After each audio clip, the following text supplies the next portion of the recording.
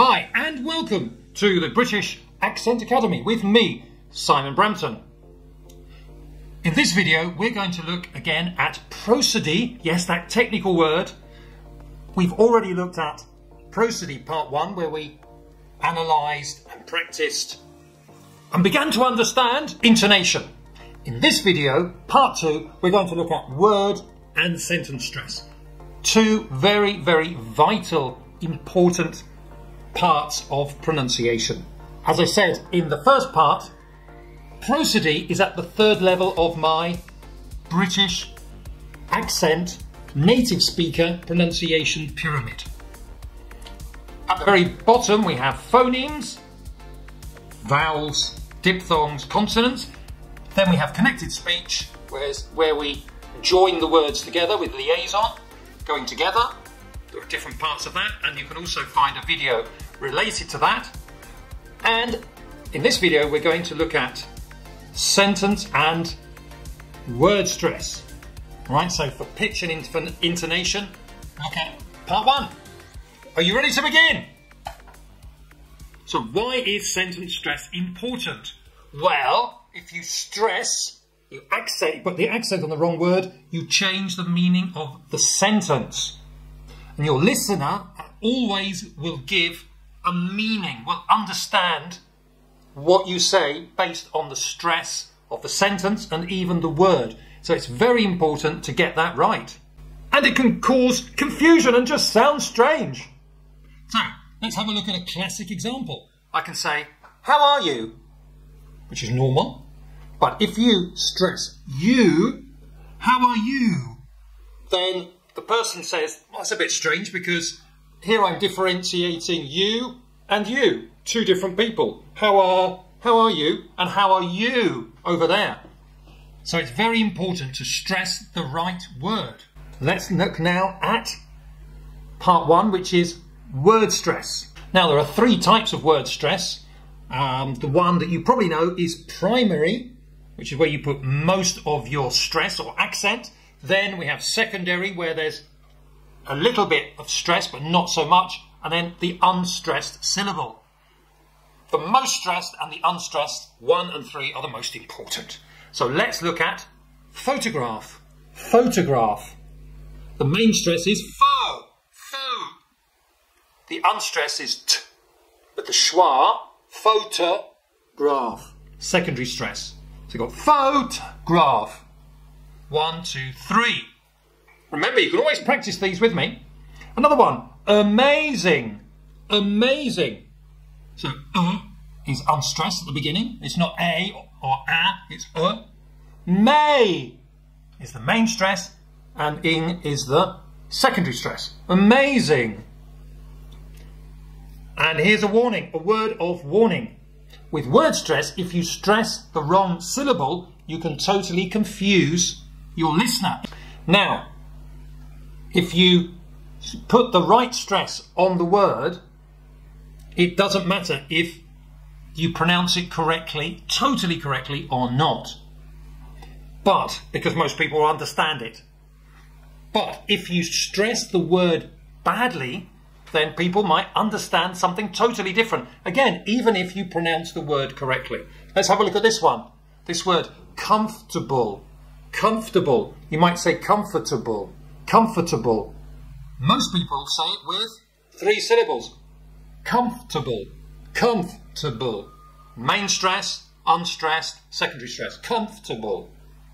But if you say, for example, comfortable. Comfortable. You might say, come here for the table. What do you say? So, this is a very genuine mistake that you can make. So be very careful. Learn the word stress. So when you're writing a new word, put the main stress. And remember, a lot of words have the schwa. If you can't remember what that is, check out the video that I've made about the schwa. So, let's look at sentence stress in more detail. Now, sentence stress is extremely important, as I said, and it changes depending on the language. There are 2 main types. The first one is syllable-timed language, and another one is stress-timed. Which one is English and which one is, for example, Spanish? Well, English is a stress time language and we always stress the important words in the sentence. So let's look at that in more detail. For example, we stress content words, important ones that are giving meaning and the message. Verbs, nouns, adjectives and adverbs. Grammatical words are unstressed. Yeah, they're not so important. Subjects, articles, prepositions, and I put articles again, could be definite and indefinite articles. Or auxiliaries as well. So, here we have a sentence. Send a message to the manager. So the stress is on send, message, manager. Send, a verb, message, a noun, and manager, a proper noun, a person. The article and the are become unstressed and are in fact schwa, and also t is also unstressed and is also a schwa, and these are grammatical words which are less important to the message. So send a message to the manager. Let's have a look at another one. I'm meeting an Italian woman at work. So I'm meeting an Italian woman at work. So again we see that the articles, the prepositions and even the subject and an auxiliary are not given so much importance. So you can say meeting Italian woman work. And you go, okay, I understand that. Do you? Now, the difference is, and this is why there's a very, very, very big difference between English and Spanish. Spanish is a syllable-timed language. So that means that most syllables get equal stress. Okay, they're not exactly the same, but they're very similar. So if you say, mañana tengo que ir al médico. Mañana tengo que ir al médico. If we said that in English, we go, mañana tengo que ir al médico. Mañana tengo que ir al médico. With a really good English accent there as well. So this is a very, very big difference. So if you hear English people speaking Spanish, then you'll notice that sometimes they stress nouns and verbs because that's the way it's done in English. So don't make the mistake in English by pronouncing each syllable with the same word stress. So let's have a look at types of word stress. We have tonic, emphatic, contrastive, and new information stress and corrective stress. We've got 5 to look at. 5 which are very, very important. So the first one is that the last word in a sentence often gets the main stress in a sentence. That's easy to remember, isn't it? I'm meeting a woman at work. I'm meeting a woman at work. Did you hear that? The meeting's going to begin at 9. All right, so in fact you're even stressing that important word. Now we come to emphatic stress. See that face? It shows how extraordinary something is. For example, the woman is intelligent. The woman is extremely intelligent. So when we add an adverb, then we give it extra stress because we're emphasizing it. So the woman is intelligent. The woman is extremely intelligent. So this is when you want to add more emphasis to a sentence. You put it on the adverb or the adjective. It is very good. It's not good, it's very good. For example. Now we come to number 3, which is contrastive stress. And this is when you want to emphasize part of a sentence to make the meaning clearer or to avoid ambiguity. Let's have a look at an example. So you can say, Peter works in the centre of London. Peter works in the centre of London.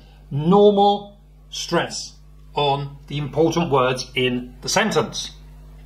But if you want to emphasize or you want to avoid ambiguity, then what you will do is emphasize the word which gives ambiguity. So, for example, does Amanda work in the centre of London? No, Peter works in the centre of London.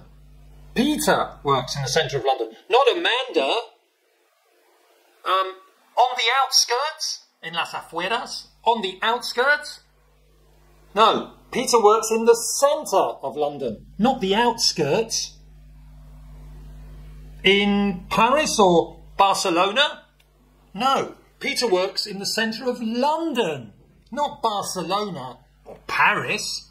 So you notice that I'm giving emphasis, extra emphasis, on the words which are causing ambiguity. Can you do that? Listen again and repeat. Another form of stress, number 4, is new information stress. When you're adding some information that's new that you haven't spoken about before to a person. So, you can say, you're talking about the school. So, what's your job here at Advantage Languages? I'm a translator. I'm a translator. A little bit more emphasis because you're adding new information. And you? So remember, it goes up because you're showing interest. And you're giving a little bit more emphasis on you. This isn't new information stress, it's just normal stress. And the other person says, I'm a language trainer. So you're giving a little, again, more stress, just to give more emphasis to it. Finally, we have corrective stress, which is similar to contrastive stress, but it's where there's an obvious mistake. Let's look at it. So you see the 2 people? 4? No, 3. There are 3. No, 4. There are 4 logs, troncos, as we see in the picture. So we give extra emphasis to the stressed syllable as well. So I can say, are you a trainer? No, I'm a translator. So you say translator, lay is the stressed syllable, but we give a little bit more emphasis to that syllable to show that, no, you're wrong. I'm a translator, not a trainer. So again, are you a trainer? No. I'm a translator. Let's look at another example. Did you say you lived in Palencia? No, Valencia. Valencia, not Palencia. So we don't actually give stress to the wrong word, because here you say it's Palencia, va is the mistake. But no, we give emphasis to the stressed syllable. So rewind, go back and repeat those. So those are the main characteristics of sentence stress. As we say, English and Spanish are quite different in that sense, and it's very easy to detect someone who is not a native speaker. So it's very, very important to practice it as well, because it makes what you say, your meaning, your communication, much clearer. And don't worry if you think you sound a little bit silly, emphasizing certain words.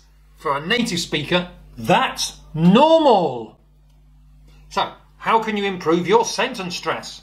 Well, the first thing is to become aware of the different patterns. Try and notice it when native speakers speak, especially, if you're watching TV or if you're actually meeting people in real life. Why don't you make a mistake on purpose? Oh, so your friend's name is Amanda? No, not Amanda.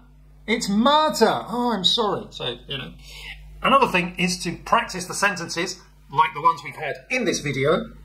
All right, read them out loud, even record yourself. And finally, and the most important thing, as I said in my book, strategy number 1 is to get a lot of exposure to the language, so you begin to absorb it and assimilate it, and it becomes more natural. You begin to hear people using it, and you just use it because you hear it so often. And that's the same for all pronunciation and all language learning. So that's it. We've done prosody part 1, intonation, and in part 2 we've done sentence and word stress. I hope you've enjoyed the video. If you'd like to continue learning English in general and pronunciation in particular, then I strongly recommend buying one of my books, especially the latest one, which I have in Spanish and in English.